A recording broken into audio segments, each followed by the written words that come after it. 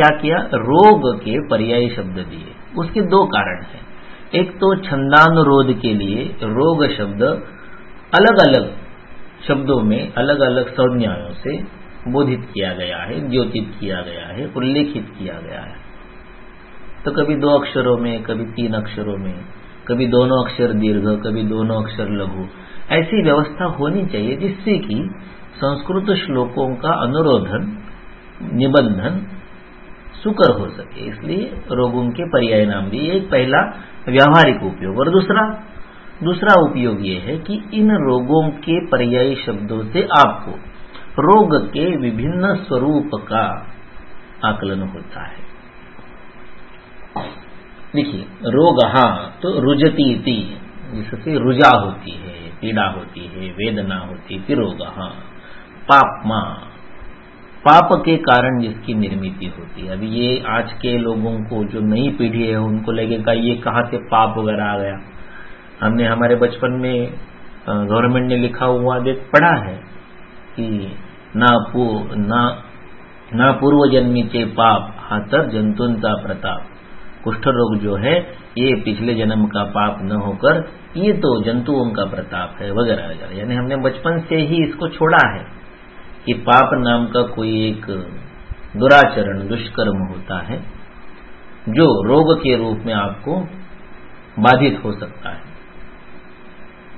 तो हमारे शास्त्रों में तो लिखा है कुष्ठ में, अर्श में, योनि व्यापद में कि पूर्वकृतम कर्म ये रोग रूपेण बाध्यते, व्याधि रूपेण बाध्यते, ऐसे लिखा है। तो क्या करेंगे ऐसी स्थिति में? आप 12वीं कक्षा साइंस पढ़कर आए हुए स्टूडेंट और मैं आपको बोलूं कि रोग पाप के कारण होता है, तो आपको बड़ा कंफ्यूज होता है कि यार किस पर विश्वास रखें। नया शास्त्र कहता है कि ये सारा जंतुओं से होता है, हमारा शास्त्र कहता है कि पाप ये रोग का पर्यायी नाम। इसके बारे में देखिए, एक ऐसी भी धारणा है कि आज भी एक विचार ऐसा है कि सारे के सारे रोग तो जंतुओं से नहीं होते। जो इन्फेक्शियस डिसीजेस है, वायरल हो या बैक्टीरियल हो या थोड़ा बहुत जिसे आप फंगल भी कह सकते हैं, ये इन्फेक्शियस डिसीज किसी अन्य रोग जंतु के कारण होते हैं, ये तो मान्य है। लेकिन कई ऐसे रोग है जो जंतुओं के कारण नहीं होते, जिन्हें लाइफस्टाइल ओरिएंटेड डिसीजेस कहा जाता है। इसमें हृदय रोग है, डायबिटीज है, पैरालिसिस है, या जिसका कोई वेदना नहीं होता है, ऐसा ल्यूकोडर्मा श्वित्र है, ये कहाँ जंतुओं से होते। तो कई रोग ऐसे भी हैं कि जो जंतुओं से नहीं होते। तो कुछ रोग ऐसे हैं कि जिनके कारण आपको पता ही नहीं है और रोग तो है। तो फिर आप कहेंगे कि pyrexia of unknown origin, idiopathic diseases, इनका कारण पता नहीं है। और हमारा शास्त्र कहता है कि कार्य कारणवाद होता है। अगर कार्य उत्पन्न हुआ है, if there is result there must be some cause, उसका ओरिजिन कहीं तो होना चाहिए। अगर आपको उसका रिजल्ट दिखाई दे रहा है, अगर परिणाम है तो उसका कारण होना चाहिए। अगर कार्य है तो उसको निर्माण करने वाला मटेरियल कॉज, द्रव्य कारण उपस्थित होना ही चाहिए। तो अगर रोग दिखाई दे रहा है और आप कह रहे हैं कि इसका कारण हमें पता नहीं है, इसका कोई कारण नहीं होता है, तो ये विश्वास रखने के योग्य बात नहीं है। इसलिए पूर्व काल के हमारे ऋषियों ने एक निर्धारण ऐसा किया कि रोग तो दिखाई दे रहा है, लेकिन उसका सुसंगत कोई कारण तो उपलब्ध नहीं हो रहा है, तो उसे हम कर्म, नियति, पाप यह कारण मान के चलेंगे। इस प्रकार से एक विचार मैंने रखा है मेरे कैंसर के व्याख्यान की सीरीज में।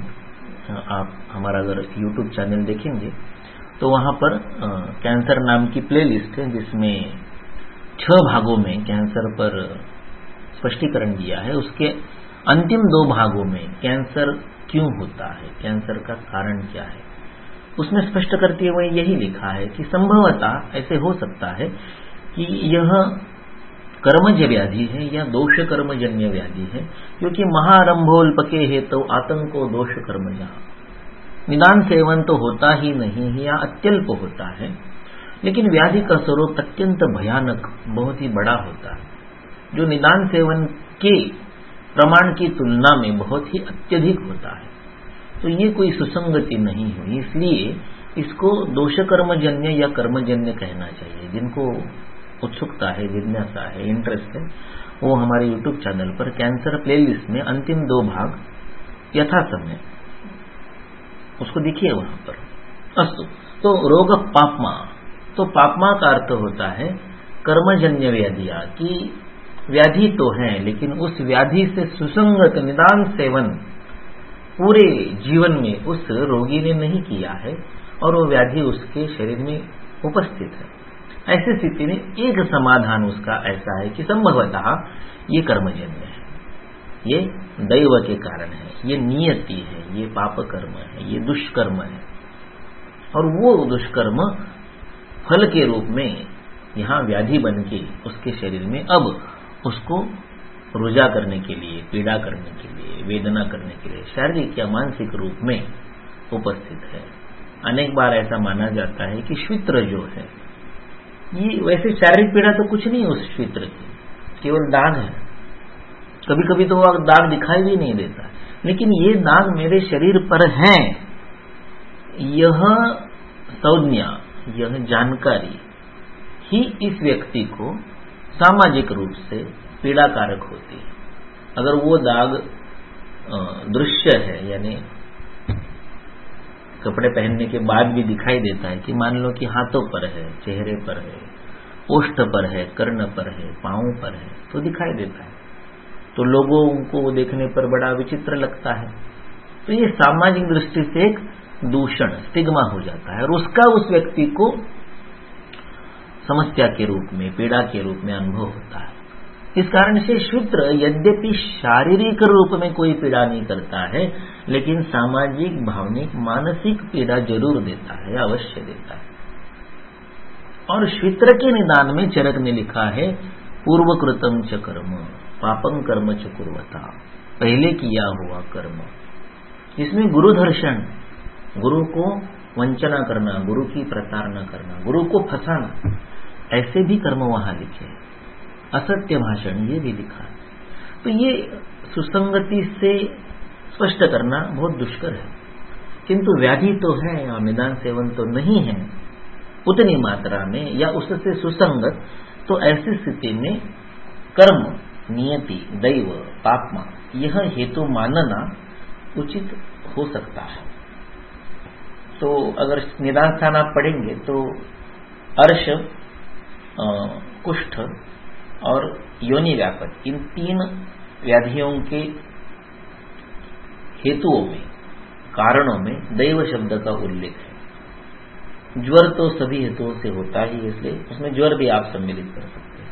लेकिन मेरी दृष्टि से आज कई ऐसे व्याधि है कि जिन्हें आप इडियोपैथिक मानते हो, अननोन ओरिजिन मानते हो, तो ऐसे सभी व्याधियों को आप कर्मजन्य व्याधियों में रख सकते हैं या दोष कर्मजन्य व्याधियों में रख सकते हैं, जिसमें एक उदाहरण मैंने दिया कि कैंसर हो सकता है, या कई ऑटोइम्यून डिसीजेस ऐसे हैं कि जिनका निदान नहीं है, कोई निदान सेवन नहीं है, लेकिन वो है।